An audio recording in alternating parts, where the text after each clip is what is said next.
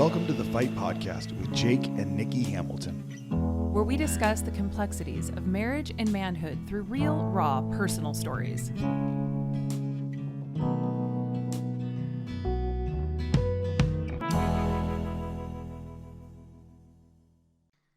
Guys, welcome back to the Fight Podcast. I'm super glad you're here. Today, we are going to be interviewing John Mark McMillan. It was a great conversation. I cannot wait for you to hear it. We're talking about everything from him growing up in a Christian commune to how do we champion our kids, all the way to what does it mean to practically walk out a unique perspective? What's the cost of owning your unique take on the world when you're someone as creative as a guy like John Mark, or someone who's had a ton of experience in their lives that allow you to see the world differently, maybe from the people that are around you? What is the cost of carrying that, not just in your mind and your heart, but in your physical body as well? And how can we begin to put things into our life that help us walk that out long term? So it's super practical, super ethereal, tons of fun. This is my interview with John Mark McMillan. John Mark, thank you so much for being with me today on the Unbreakable podcast. I was just telling you prior to starting to record, like when we first decided we were going to start doing a podcast, my wife and I knew I was like, I wanted to hit you up because every conversation I've ever had with you on the phone or otherwise has been like a unique perspective that was so helpful. I mean, genuinely, every time I still actually, you may not remember this, we were on the phone years and years ago, and I was trying to figure out band stuff and like music stuff. And I was like, I don't know how to do this. I think I'm screwing the whole thing up. I called you and I said, I just feel like a weirdo, feel like an outcast, don't know what I'm doing. And you said, I still quote this today to so many different artists, which is, so many people think I'm walking towards the edge of the cliff because I'm about to fall off, but it's the only place you can go to pull people who have already fallen off back on. Yes. And I just was like, I'm going to go cry for an hour and then figure out the rest of my life. But I just appreciate your perspective. I'm so grateful for you. So thank you so much for being on, man. Seriously. Yeah. No, it's an honor, really. Thanks, I'm man. glad I get to talk to you again. It's been a minute. I think we said it's been almost 5 years now since we've talked. Yeah. Way too long. That has been way too long. Well, I want to just start by asking you, what was it like for John Mark McMillan growing up as a young boy? You are the oldest of four. Is that correct? So you're the Yes. oldest. Okay. Yep. So you're the oldest boy. What is that like for you? Where did you grow up? What was boyhood like for you? So I grew up in Charlotte, North Carolina, which, by the way, Charlotte is like, right now covered in pollen. So if I sound like I'm in a box, it's not. It's just got this pollen. It's basically just loving on my face right now. But I grew up in Charlotte, North Carolina, which is an interesting town. It's a banking town. It's known as being one of the more boring towns in the South, but it actually is a town with a ton of potential. And I love it here, and I've watched it change dramatically over the years. Charlotte is also sort of the place where Jim Bakker made his ministry, and we're famous in the 80s for televangelism. Yeah. And so like there's an interesting spiritual thing going on here in Charlotte. I got an interesting spiritual history. My parents actually got married and had me, and then they moved to a farm, to a Christian farm. They said it wasn't a commune. I think technically a commune is where you share everything. They didn't share everything, but if someone was in town and didn't have a place to stay, they would just put them in someone's house. And my parents think, first year of marriage, had some random person living with them in their house, and they didn't always keep savings. They would, most people didn't save money. They just put money in the thing. And so that was kind of interesting. So I grew up with these like super hippie Jesus movement type meetings going on. As a kid, I seemed like every night, I guess it probably wasn't every night, but our world revolved around that. But my dad was still working a job. So it's not like we would just be on the farm.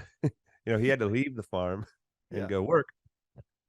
And so, we're sort of on this commune, but he'd put on a business suit and go sell kitchen equipment. She sold some kitchen equipment to Jim Bakker. And I think there was when he got in trouble, the whole thing closed down. My dad might have lost a little bit of money. I don't remember, but Wow. so I grew up in this interesting world, right? Of like, I don't want to say hyper like it was bad, but in this like hyper Christian world, and this is a Christian community, so inundated with this Christian community. But then my dad is still traveling as Wow. a salesperson, and then there was a point when the community didn't work, and my family was, well, you can imagine that. Wow. Imagine you imagine a commune not working for long. It didn't work forever, and a lot of people left. Some of those people very disappointed. I think my parents were some of the not the more disappointed ones, but some of the disappointed ones. Yeah. And my dad had to discover his faith in Christianity. About how old were you when that was happening? I was like, I want to say I was like 7. Okay. So you're Yeah. still So old enough to recognize this transition is happening and watch your yeah. dad go through this. Oh yeah. And it was really hard on him. He didn't really talk bad about the leadership. Yeah. But I could tell that he was sad. And and looking back, I definitely see that him kind of trying to rediscover himself as a believer, because his whole life at that point was built around his faith. Yeah. And so he's on the commune and he's a salesman. Now he's just a salesman, but he feels this call, some type of ministry. And so at a point, he quits his job, not knowing what he's going to do. And he would even say this is not something he would encourage young people to do. Yeah. But he just felt very strongly. And he wasn't one of those people. You see these people who, I don't want to, I don't want to sound negative. I feel like there are people who don't want to work. Yeah. So Oh, like, absolutely. he told Get me it. not to work, so I'm not going to. That wasn't my dad. He worked very, very hard, but he just felt this call to ministry, and he felt like he was never going to do it while he was in his business. And I think he was doing pretty well with the business. But he quit. He walked away from his position in the business, and started a church. So he leaves the business. You're like 7 years old. The Yes. commune falls apart. Yeah. He's working, but he Yep. has like, you mentioned this. I just wanted to touch on this real quick. You Yeah. mentioned like you could tell he was sad. How did your dad carry his sadness and how were you able to recognize it? I think so many men don't realize their kids are paying attention to all these little Yeah. things Yeah. that they're actually paying attention to. So I love that you were like, I knew he wasn't angry, but looking back, I could tell like he carried sadness with him. How did he carry that and Yeah. what did you notice? Well, I don't know that at the time I would have called it sadness, and I don't think he was constantly sad, Yeah, totally. but I think he felt a little bit lost, not spiritually speaking, but just purpose wise. His whole purpose Yeah. was built around this thing. I don't know that I really saw it. This is really more looking back, to be honest. Okay. But Okay. I do remember he didn't seem happy in his business, and he always seemed restless. He was a great dad. He still is a great dad.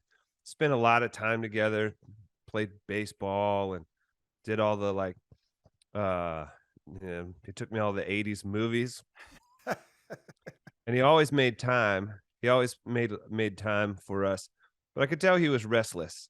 And Wow. he would even say as much. He's like, I feel like I'm called to ministry. Only really looking back do I really see that like he had the commune is really became a surrogate family for him in a sense. Okay. And I think that he had not felt loved by his dad in a certain way, even though his dad was a good man. His dad cared Yeah. for him. He knew his dad cared for him, but I don't know that he had the relationship with his dad that he wanted. And I think that the commune was a little bit of a surrogate family. And then the commune fell apart, and I feel like he was missing something. Wow. So he But starts the church. Oh, sorry. Go ahead. yeah. No. So I think there was a lack of purpose there. But and so back to your original question, though, I'm not sure exactly how I knew as a kid. Kids feel things. They pick up on feelings. And they pick up on, for lack of a better term, energies. Right? Absolutely. Maybe some people think energy is a weird term, but like momentums and things that happen Oh, and things that you can't put your finger on, emotional things, unsaid things like They pick up on things, Yeah. they pick up on stress and they pick up on conflict, and they don't always know what it is. Yeah. It Well, it's takes, so good because I feel like, I mean, like you're saying, it's there's something about going back, and obviously we view it differently now that we have better language, or we can see it a little different. But at the same time, it's so good to, I mean, especially men that are listening to this, families that are listening to this. It's like, well, at the end of the day, like, just, you have to be, I think what you said is your dad kind of owned it. He felt like he was yeah, able to say it and communicate it, which makes it so much easier for a kid who doesn't know what they're feeling, who can feel that energy in the room, who can feel like yeah, their mom and dad in a space that brings that energy into that space. And you go, I don't know how to define this. Help me define this. yeah, yeah, totally. Uh, and I think he was really defining it at the time, and his language was very spiritual. It was about calling. Yeah. I'm not saying it wasn't calling, but his words were calling. But I think really deep down it was purpose. Come on. Like what am I here for? Yeah. And he'd found his purpose in this group, and he had thought they were going to be together till like Jesus came back. And so when it fell apart, all of a sudden, he's got to figure his own purpose out. And Yeah. I guess that's one thing that I definitely learned from my dad. And one reason I do what I do, I've been mostly independent musician my Yep. entire adult life. And I think a big part of it is because I saw my dad, for lack of a better term, so to take responsibility for his destiny, Come right? on. And that's really like I was thinking about this interview today, and like the topics and things, and I was thinking, what is the like commonality of growing up? And I think growing up, very simply, means acknowledging the things that you can have some sort of control, impact, or influence over, and and deciding to apply yourself to the things that you can change, right? Come on. And there are this whole list of things you can't change, and I think a child doesn't understand the difference in those two. What can I change and what can I not change? And often we grow up and we get obsessed with the things we can't change, and we allow the things we actually could change to um what is it called when something doesn't grow up right? Something is underdeveloped, Yeah. or something grows fallow, or Yeah. and so I think that my dad realized um that he was doing good in business, but that business didn't make him happy. It Yeah. didn't make him fulfilled. Yeah. And he made a he made a change. He took a risk and made a big change, but it paid off, I think, in a number of ways. Definitely financially was not the immediate payoff, maybe not even the long-term payoff, but I got involved in music because of the people that we were with at the little church that my dad started. They taught me how to play. My brother got involved in production there, and that became our um you know that became what we ended up doing for a living. And that's just one example. you know Wow. we ended up growing up in sort of another community, and otherwise, we had school and we went to church, and that kind of stuff. But my dad making that big change had a really big impact on the trajectory of the entire family, um, for the better, I think. Well, and what's so interesting is, again, you brought up, you've been an independent musician your whole life. I mean, one of the things that I wrote down, I was like, man, I think one of the beautiful things about John Mark McMillan that you notice immediately, whether it's in, from your music to your conversation, the way you carry yourself, to the way that you speak to others, care for others, all those pieces, there's this definite sense of owning your place and your perspective in it. And I wonder, do you connect that to what you just said with your dad, where it's like he knew, hey, I got to step out. I got to take this risk. It's not even as much as, I love that we're like the even personal fulfillment, but this reality of going, at the end of the day, I know that there is like, I have to do this. Like, I have to be me. And being Yeah. a salesman, that's great. I can actually pay the bills. I can do all those things, but it's not fully who I am. I have to own who I actually am inside. Yeah, definitely. I attribute it like very much to seeing my dad make that move. because it showed me like, oh, you can take a big risk for something that matters deeply to you, and it can pay off. And that's the way I grew up. I saw that happen as a young, through my teenage years. Even my Yeah. dad took a big risk. They did it for something he really believed in, and it wasn't like a big risk so he could like buy a boat. He Right. wasn't rolling the dice at Vegas. He was doing something that mattered deeply to his heart because he wanted to do something that he believed was important in the world. And being a pastor for my dad was the most important thing he could be. Being in ministry to him was the most important thing, not for him, but he felt like that was the most important thing he could do in the world, Well, to isn't that bless the even world. right? Isn't that what you said earlier? Because that's basically almost like an initiatory moment where your dad is like, I can't change everything. And you were talking about that, like the real jump from childhood even to adulthood or boyhood to manhood is this: I'm going to accept that there's only a handful of things I can really change here.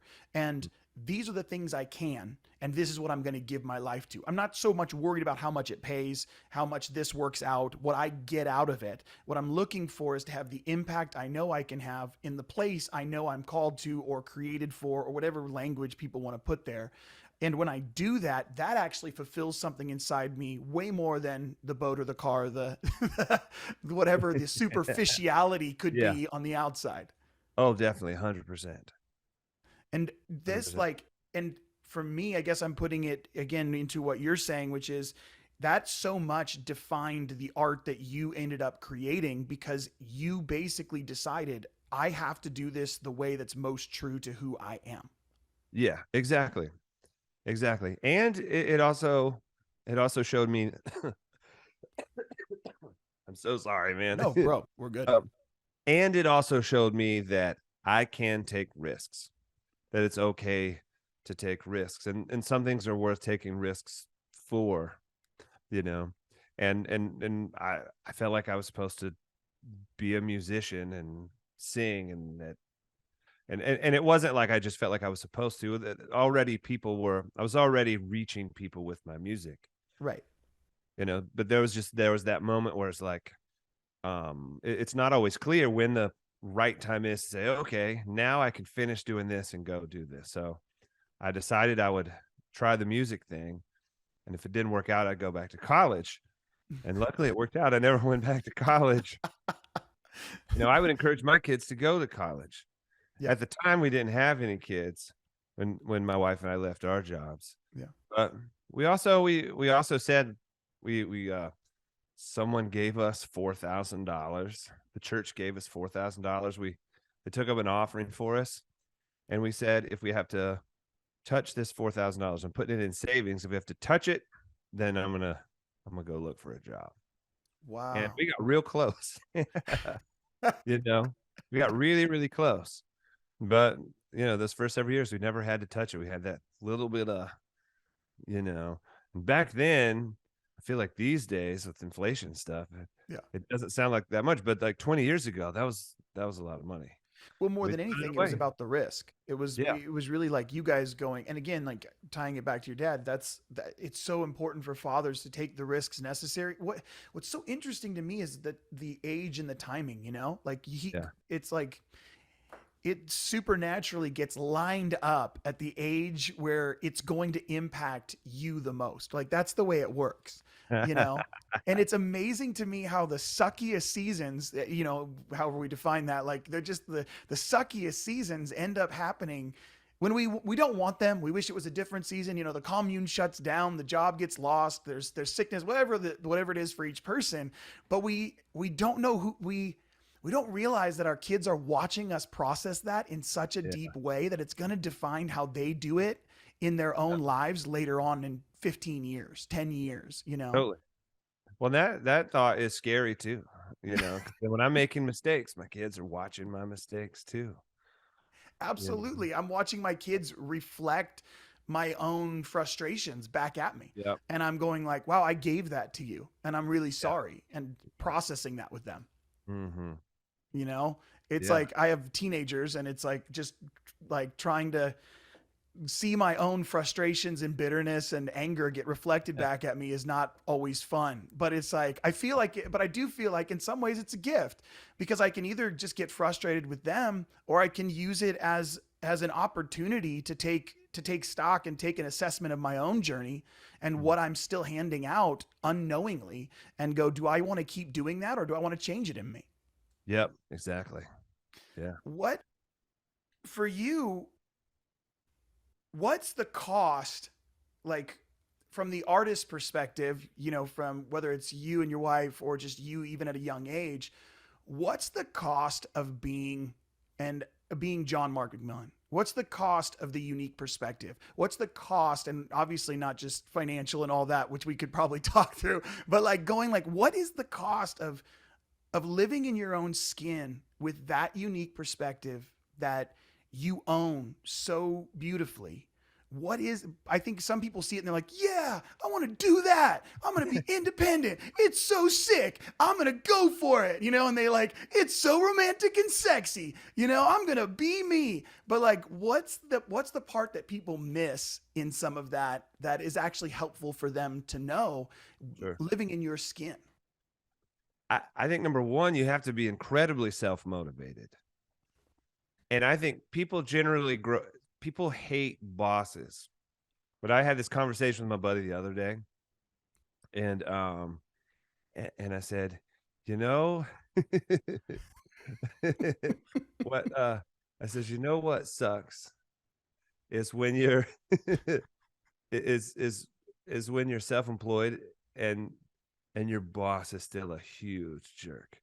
I'm like, I am a worse boss. I would, if I'm an abusive boss. If I could report myself, then I should, but I can't. But I'm not saying I'm that way to the people who work for me, but like, No. I realized like I treat myself worse sometimes than I would let another person treat me. Wow. And so you have to be incredibly self-motivated. Sometimes it is really nice having a boss, because when you got to work overtime, you can call your wife and be like, he is being just the worst today, babe. I got to stay an extra few hours. But when you own your own thing, you stay and you do the extra hours, because if you don't, it falls apart. Nobody else is doing it. No one else is doing it. If you're not making sure that the ticket links work for every single show, then this has happened when you get down to the last day of the show and they're like, man, the tickets just aren't coming in. You check the ticket link and realize it hasn't worked, and you don't know how long it hasn't been working. And who you get mad at? Who do you get mad at for that? There's nobody. It's you. Yeah. You have to be that person. And so I think that had I fully understood that going into it, I don't know. I still would have done it. But it's difficult. They call it, my dad calls it being the fall guy. Yeah. Being the fall person, right? Someone has to take the fall. So I'd say being an independent anything, it's being an entrepreneur. People love that word now, don't they? Everyone's going to be an entrepreneur. It's great. It really is. But here's what it means in one phrase. This is what it means to be an entrepreneur, to be independent, to be your own boss. It means being on the hook, right? You are on the hook. And if you aren't willing to put yourself on the hook, you can't do it. You can't make it if you're not willing to be on the hook. Meaning, if something doesn't work out, if someone else messes something up, right? Yep. It doesn't matter how mad you get at them, because it's still my responsibility to fix it. Because it doesn't matter whose fault it is. What matters is who has the ability to fix it or to get it back on track. And if it's just me, if I got to pay someone a bunch of money, if I got to get up in the middle of the night and do it myself, whatever it is, then you have to do it, because you are on the hook. Yep. And if you're not on the hook, you're not going to last very long. You're really, really not going to last very long. And so I think a lot of that, right? Like we see a lot of guys who are like, they think it's super sexy, so they sign up for it and realize what you said, that number one, you're a worse boss than anybody else that could be your boss. And Yep. number two, like, you're on the hook for everything. Like, Yeah, you're oh on the wait, hook for everything. nobody's going to show up. Exactly. Yeah. And you try and hire good people and work with good people, and you do. I have great people I trust and people I depend on. But it's not uncommon that my musicians get married and have babies and decide they don't want to travel anymore. Yeah. Early on, it was an existential crisis. It's like, I can't. How can I play without this guitar player, without this drummer? How can I? So-and-so's going to move. And early on, you don't realize you're doing this. Early on, you start putting the pressure on. Man, you can still do it. Maybe man, you're really leaving me hanging here, man. You're really, Wow. and over the years, I look back and like, maybe I was a little bit manipulative, but I was just trying to get things done. And it's really interesting when you need to get something done that requires 5 things to happen by 5 different people. And one of those guys decides to take a self-care day to deal with some anxiety. I'm like, you are breaking the link in the chain, and like all of us are screwed because you decided to do self-care today. You realize Saturday is for self-care, right? You're doing self-care on Tuesday morning. It's like, then you're not doing self-care. There's there's 2 days out of the week that literally exists for you to do self-care. Instead, you went to the football game and got drunk, and you have a hangover, Yep. and you got an argument with your wife on Sunday. You went to work on Monday, and now Tuesday's coming. You don't want to answer my call because you're doing a self-care day. You should have done self-care on Saturday by not going to the football game, and done self-care on Sunday by not getting an argument with your wife. I'm being facetious, but for real. No, totally. But I think you even bring up something else. Like, there's a degree to which, even based on what you just said with self-motivation, being an entrepreneur, all these sexy words, which are awesome, but you bring up a great point. It's like, well, I can also run myself into the ground very quickly. I can fall into really great lengths of anxiety. I mean, again, I run all my own stuff as well. So it's like, dude, my wife calls my boss consistently to complain. So that's always helpful.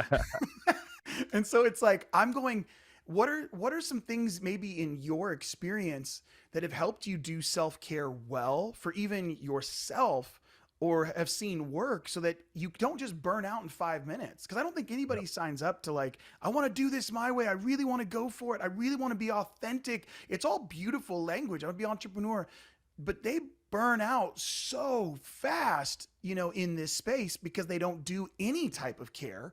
Yep. What has worked for you in your experience? Yeah. Well, I think first of all, I was acknowledging that like emotionally, physically, spiritually, we're like machines, right? We need maintenance, Yeah. and we have optimum run times. And I think number one is learning what your limits are. If you can learning your limits, and I think that's what youth is. That's why when you're young, you're able to handle an extra amount of pain. It's because you're able to, it's the time in your life when I think you're figuring out your limits, Yeah. I think one is trying to learning your limits, if I stay up till 2, when I was young, I'd stay up till 2 every night. Now, if I stay up till 2, I'm cranky on Wednesday. Yes. And I'm doing podcasts like with you, and I'm like saying offensive things and this going, and it's like I'm and things aren't going well for me, right? And so it's learning some just basics like those. I mean, I think sleep is a big deal. Trying to figure out how much sleep to get. It's a lot of it sounds really boring and almost like insulting. I remember talking to my wife about this. I was like, so many of our problems are like organizational problems, are like technical problems. Yeah. Because my wife and I really don't argue and don't fight when things are running pretty smoothly, and I think generally it's when something runs off the track. Right. Right. Then something runs off the track, and then we're actually fine for a while. But then there's a point when one of us starts to break, and then it starts going back and forth and getting weird. But it's like the more I can keep things on the track, um, it just sounds so boring. But it's like if I sleep, and the way I eat is connected to the way I sleep. If I eat bad, I don't sleep good. If I don't Yep. sleep good, I'm in a bad mood.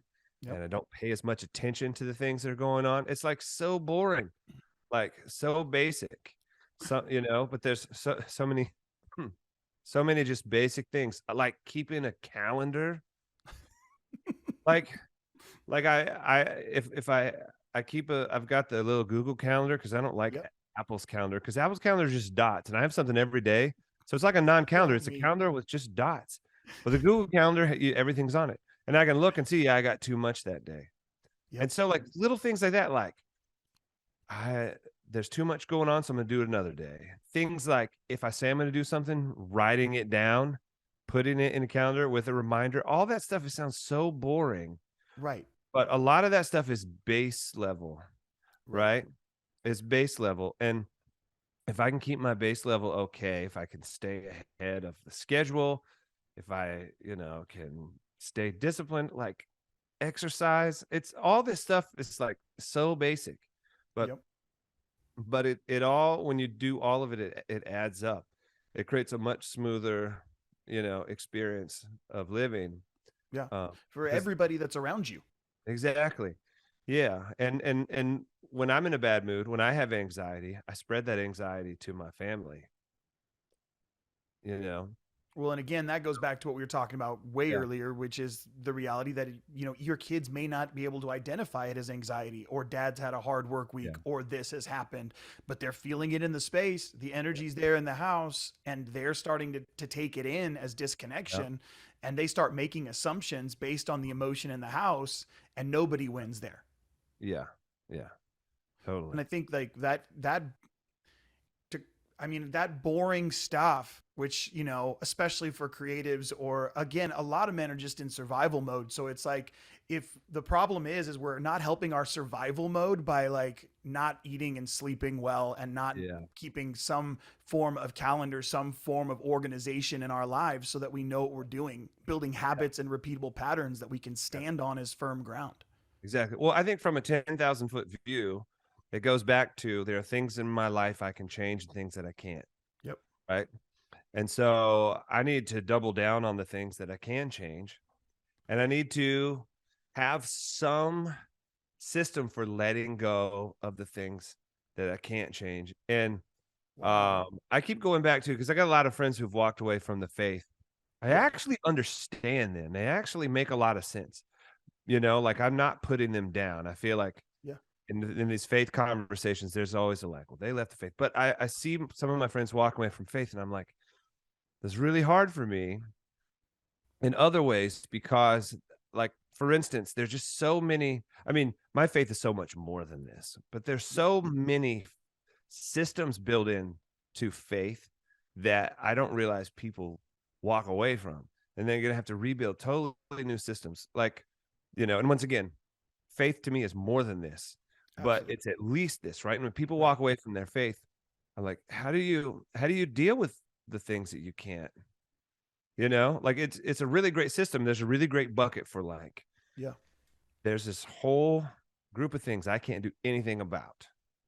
I can go to church and I can worship, and I literally envision handing those things over to God. Yeah. And that's my practice, for letting go. It's like you have to have I feel like you have to have a practice for letting certain things go. Absolutely. Right. And so there has to be a good, healthy relationship to letting go of the things you can't do anything about. And for me, that's giving them up to God.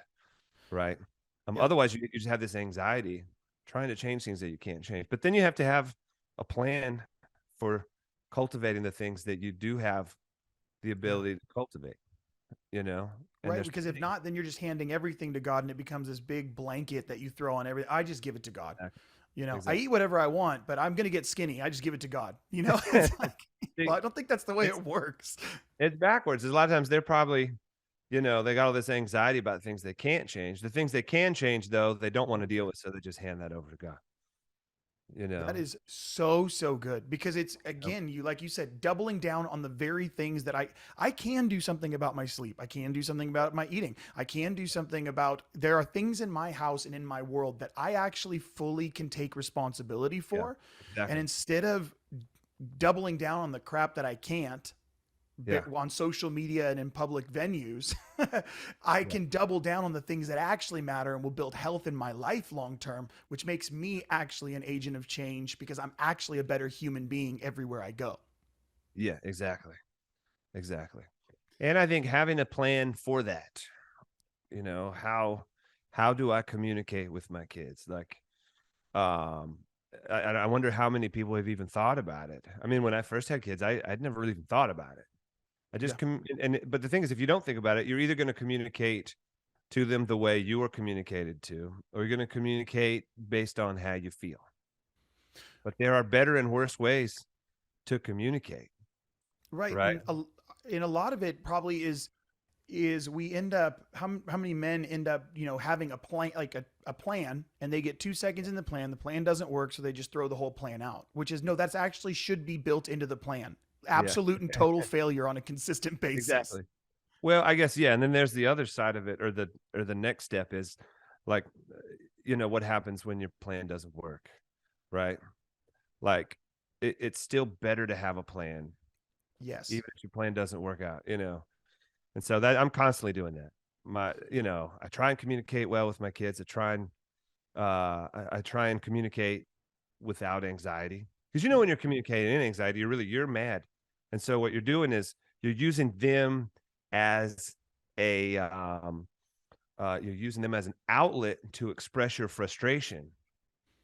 But they're not an outlet to express your frustration. Like when they do something that they don't know is wrong, if you get mad at them, it doesn't help the situation because they didn't know it was wrong. And so Right. you're using them as an opportunity to express your emotion, as a to blow off steam, Yep. right? Right. Really, you need to be communicating to them about how to do things correctly and incorrectly. And that's very difficult to do sometimes because you are mad and you want to blow off steam. But also, it it takes some growing up and development to realize that's what's even happening. I think most Right. people don't even know what's happening when they communicate to their kids. They're just running on autopilot and they haven't Right. stopped to think like, is the way I'm saying this, am I saying this to them for me or am I saying this to them for them? So good. You know, if I'm saying it for me, then maybe I need to say it to somebody else. Well, You and it's really like, it goes back to that plan, and you're saying plan, because if we don't have a Yeah, plan, then we're gonna absolutely end up someplace we don't want to end up because we don't have yeah, any forward thinking. And then on yeah, top of that, it has to be intentionally implemented on a regular basis. If there's no intentionality and I go into autopilot, yep. there's, my only option is to do this wrong. Mm. Like, once I get rid of any plan or any intentionality, dude, I am absolutely going to fail the people around me on a consistent basis and then wonder why it happened, or Mhm. feel shame and guilt about the whole thing anyway. Yeah, And which is no help to the family unit at all. yeah. Well, if there's no plan, you're going to do what you feel, you know. And if you're feeling great, if you're feeling whatever, that might be fine. But on your off days, you're definitely going to make bad decisions because you're just doing what you feel. Tough part is like I didn't grow up anyone teaching me really how to plan. You know, Yeah. I didn't really grow up anyone saying, "Hey, why don't you sit down today and journal about what you want your family life to look like and Wow. feel like?" And not not saying you want to control who your family becomes, but Right. how do you want things to work? Have you ever thought about how you want things to work? And then how how can they work? If you have a 2-year-old, you know, or a 4-year-old, they're not going to do the dishes for you, right? Right.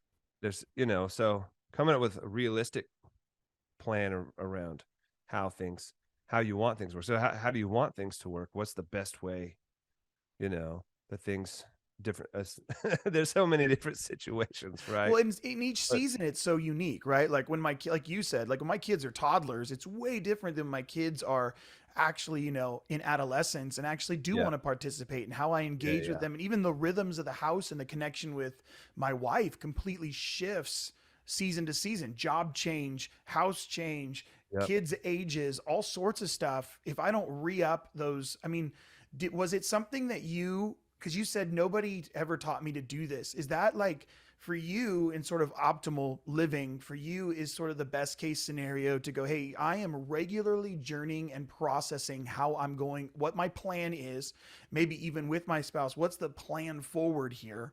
And Mm. then being intentional about how it's implemented over the course of your life. Yeah, well, totally. I think it's also more immediate than that. It's like, well, the weekends suck because the kids just want to be on screens. But if I don't make a plan, then that means I wake up on Saturday and the kids are on screens while I figure out what to do. So I either have two choices. Choice So number one good. is I can just tell them to not do screens. And the old school me was like, the disciplinarian is like, well, they should do it just because I said they should. They should be bored and figure it out.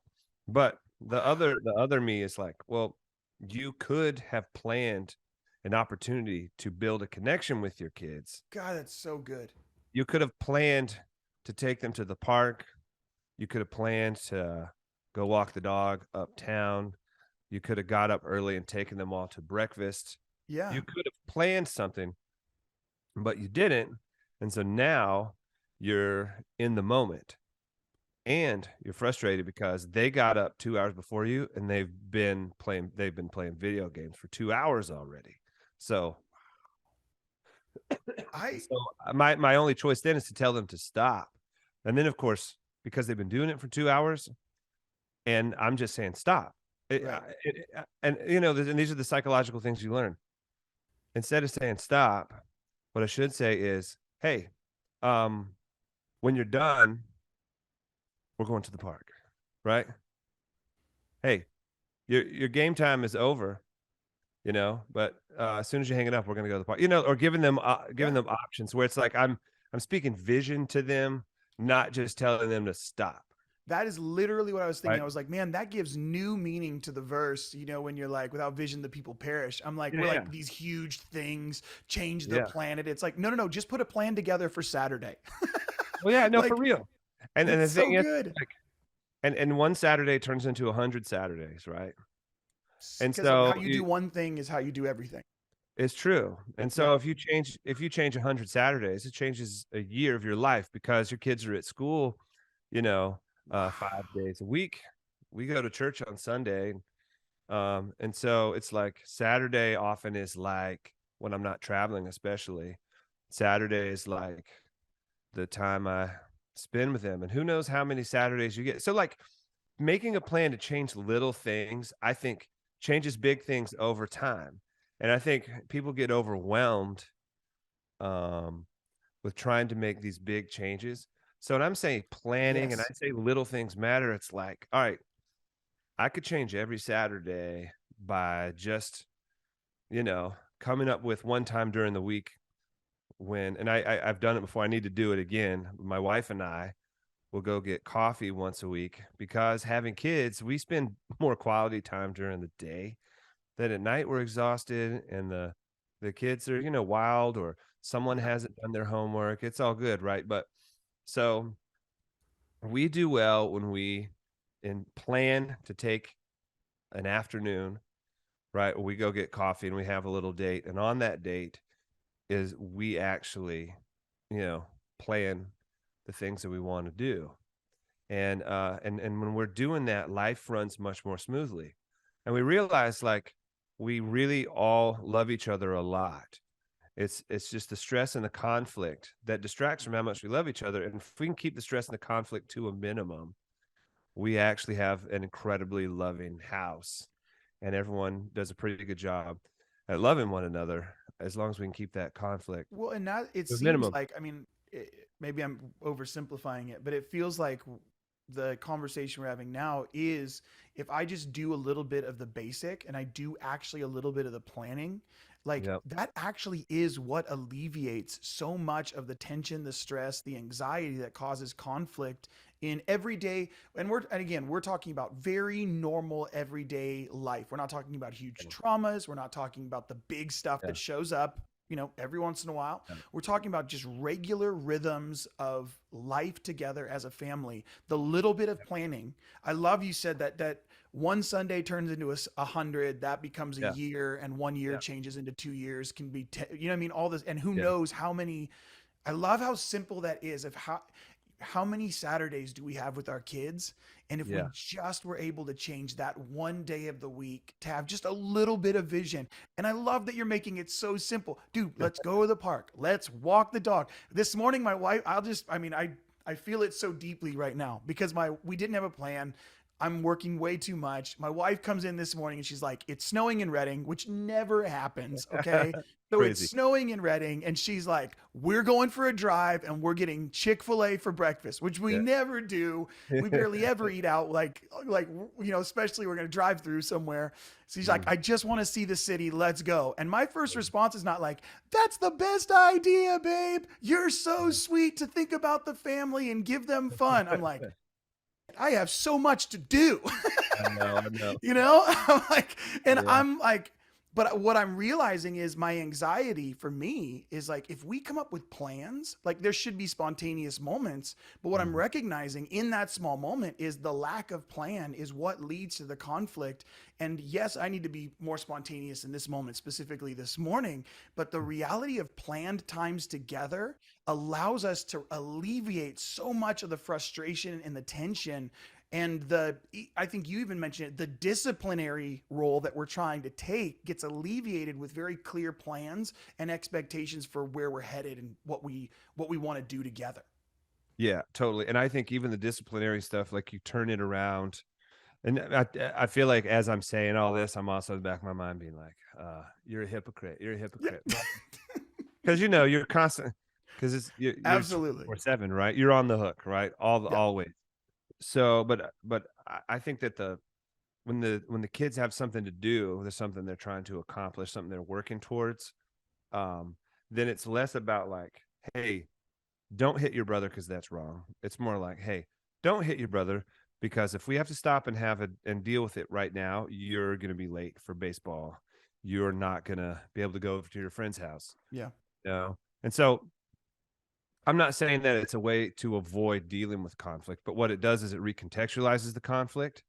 And I heard someone say one time, and I tend to agree with this, that all humans do things for a reward, right? We all do things for reward. As you become older, the reward is internalized, and the reward is that you did what was right, and you give yourself an internal reward. You feel the goodness for doing what was right. But when you're young, it's hard to feel those internal rewards, and so they need to have some sort of focus, like, I am doing this because of this. As just telling them to stop is not always, or like I feel like whenever I run into someone who doesn't have kids and they see bad kids, like, they just need to spank those kids more. They just need to spank them more. And I'm like, you obviously don't have kids. You don't know how it works. Yeah. And long term, what I think it does to kids is if they only ever get a consequence for doing bad, right? Yep. So if they only get a consequence for doing bad, then what that teaches them is if I can figure out a way to avoid the consequence, then it's totally fine to do bad stuff. And as they get older, instead of teaching them like, hey, we want to do good, there's a reason we do good, right? And just instead of just saying, stop, don't hit your brother because that's bad. Do what I say because I said so. Now, it's difficult because you don't always have time to explain it. But as your kids get older, if they only behave because they're afraid of a negative consequence, then when they're older and they're smarter than you and they're faster than you, Which happens. then they'll just do what they want to do But if you can teach them, right, Yeah. why we do good things, you know, like don't hit your brother, 'cause he will hit you back and it'll hurt. You know, it's better when none of us hit any of us, Right. right? That's way better. That's a better way to live, Well, and it's right? like I think that punishment. That's what I was thinking about as you were saying that. I'm like, God, this is so good because it really is. It's very simple when it comes to. I mean, obviously, it's very simple in thought, very difficult when the anxiety's high. You're trying to get 12 places, kids are acting up, everything's going nuts. I get that, but the reality of going, punishment is I'm going to discipline something wrong. Where Yeah, really, if I can turn discipline into an opportunity to to choose something right, like instead of disciplining, it's simply disciplining something wrong. That's part of it. That's yeah, great. But really, it's an opportunity to give you a chance to choose something right. And if yeah, I'm actually able to have, like, connecting it to even to the vision part, which is if I have vision for where I want you to be, where I want our family to be, where like I see you going, every time something goes wrong, it's an opportunity for me to give you a chance to choose something better. yeah, exactly. And when they do choose something better, to celebrate it. That's so good. Because so often kids only get attention when they do bad things. And you wonder why they like keep doing bad things. Right. It's when they get attention. But if they get attention when they do good things, it sort of changes their perspective a little bit. Man, Well, I know I'm all over the place. I'm so not an expert with any of this stuff. Like I no, no, struggle no. I love it. And constantly. I I love this because I think the good news is that's why we're not trying to. I'm like trying to interview people who I enjoy the conversation Yeah, because yeah, when we get professionals in here, and like there's plenty of podcasts for that. There's plenty of resource for that. I'm just like I want to talk to normal guys who are trying to live this stuff out and doing the best they can and giving yeah, some semblance of language to it that helps yeah, another totally. person who's just trying to do it well. They maybe aren't going to buy into all the psychological how to's and what's, but they're looking for just to hear a couple guys talk about like, hey, this, we don't know how to do this perfectly, and we're just Yeah, trying to figure it out. You totally. know, Yeah. I I want to ask you one last question, then we'll check out here Sure, because sure. I wanted to ask you. I love that idea of celebration, and I just wanted to get because the reason I want to bring it up because it brought up a question I wasn't thinking about asking, but do you feel growing up as an artist, especially as like you were figuring out your sound, figuring out your style, figuring out your unique perspective as an artist, like do you feel what was do you feel like you were celebrated regularly? I'm assuming the answer is yes because of how it turned out, but do you feel like you were celebrated regularly, and what did that look like, and what was like not just what did it look like, but as we end, like even what was most impactful for you that really marked you in terms of that to continue forward with confidence? Yeah. That's a really interesting question. I feel like growing up, I was I was encouraged to be creative. Okay. I was very much encouraged to be creative. My mom is very creative and she makes things.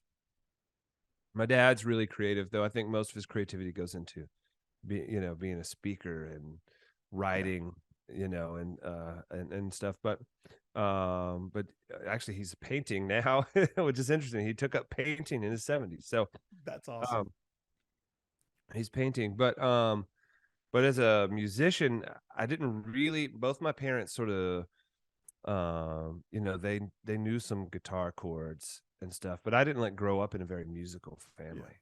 I think my parents were really concerned when I got involved in music. Well, first of all, there's the 80s, right? Where like the Yeah. devil was in everything, Yeah. you know, the No devil was minor in chords. everything. Yeah. So they're real afraid of the devil, and that I would get into like, but I think then they were even more afraid that like I was going to like put all this time and energy into being a musician and it wasn't going to pan out because I didn't play until I was in my late teens. I didn't really start singing probably till I was in my 20s even. Wow. So I remember like my dad having these serious conversations. He's like, man, you can always do this as a hobby. He's like, but you need to have some sort of plan for your life, you know. And What age was that? Do you remember how old you were? Yeah, I was definitely I was, 16, 17, getting on graduation. Man, and a guy came over to I remember a guy came over to the house. Okay. He was one of these college loan guys, and he was very, very like convincing. He tried to sell us a loan Yeah. for college. And I was like, I don't know what I want to do. I remember talking to this, me talking to three grown-ups, but I don't know what I want to do with my life. I think I want to play music. He's like, we want to go to school for music. It's like, I don't really want to go to school for music. I I wish I had, honestly. Yeah. It would have been there's so much as a side, I'd love to go back to school for music. Absolutely. But I remember it being very hard. I think that the thing is though, I think my parents had honest conversations with me about the reality. And then but they also supported me. If ever I was singing or playing, they were there. They showed up, right? Yeah. They were present. They were always present for me. And I don't know, I guess what I would take from that is that I knew that I was supported, but they also were willing to tell me, hey, about as many little boys grow up to make a living with their guitar as those little boys outside playing basketball, like grow up to be professional basketball players. Like only a very, very few get to do it, and almost no one from this neighborhood is going to do it.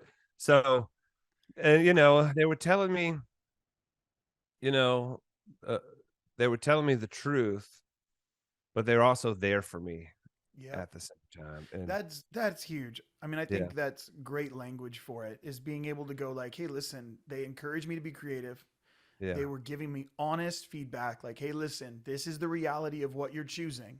I wish you would actually choose something else. Let me bring over the college loan guys. yeah, But the moment you're playing a show, yeah, yeah. they're there. They're always very supportive. Yeah. I think too, That's they saw how I started playing music in church. I was very much not interested in God I was, as a teenager, I was, like I actually, for the most part stayed away from drugs, but pretty much yeah, all of my friends during the season, you know, got into some pretty hard drugs and yeah. out there, some of them, fathered children, and they Wow. made some decisions that changed their lives. Right. And so I think they were a little bit concerned for me. And so I think they were also just glad I was playing the guitar at church and that I wanted to sing songs for the Lord, So it's hard being a parent, isn't it? You're like, It man, is.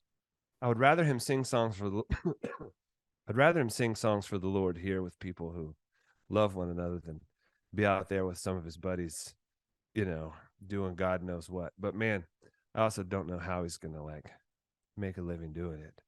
Wow. Yeah. So Wow. um, that No, had I to be think that's difficult, really good. difficult for my parents. Yeah.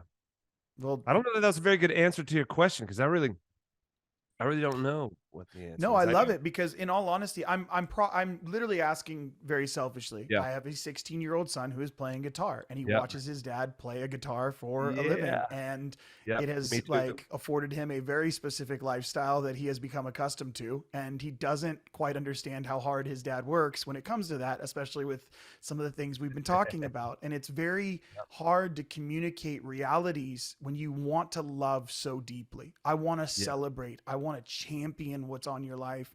He's a Yeah. better guitar player than I'll ever be. I mean, he's insane, at 16, and that's all he does. He'll play. He was homeschooled. So he like, now he's in public school. He wants to finish out in public school. So we got junior, senior year in public school. But I'm like, he's a beast. Like he can Mm. play anything, any style. And I'm Yeah. like, that's awesome. And I'm No. thinking to myself, but you should probably like find a backup. And I'm like, what ground do I have to stand on? I've been making art since I was 15 years old out of my parents' Yeah. garage. Yeah. I know. Well, the thing is, like as a musician, even like some of the most successful musicians that I know, they have to make a living from multiple streams of That's income. it. And so I that's my oldest is 14. He's the same. He's already a better guitar player than me and obsessed with Darn it, 90s. kids. he's upset, he's like playing like Pearl Jam and Rage Against the Machine already, and just like absolutely slaying, Come like on. it's so fun to come home and hear him playing songs from my childhood.